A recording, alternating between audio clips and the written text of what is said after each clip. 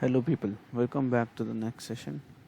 So in this session we'll first solve the issue I am facing right now here in my object.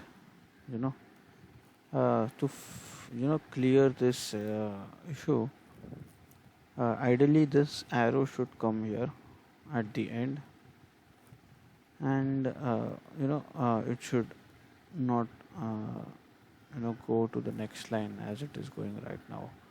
Ideally, it should be in percentages as it is not. So, looking to all this hell, what you can do is you can do inspect element. So you can get inspect element by hitting F12 key on your on your keyboard, or Control Shift I, and you will get a developer tool like this. You can take a selector. This is a selector. You can go and select. Okay, now I am selecting this box because in this box, in this div tag, I have all my element. Okay, so this error is arising because this box has a width of 36, so I'll increase it to 90%. Okay, and I'll hit enter over here, and my issue is solved directly. But still my arrow is coming a little down, so I'll try to solve it also. I'll say 30%, 30 pixels here.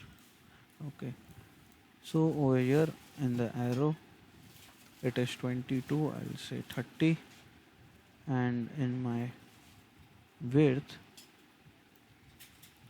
in my CSS file I'm not able to find it. So what I can do is I can go here, data box, right. Okay, I can copy this, I can say paste, enter, I am right here. Now it is 36, I'll increase it to 90, and the issue is solved. Very basic issue, simple CSS issue. Okay, now if I refresh my dashboard, I think the issue will be solved. Perfect, it's gone. The issue is solved.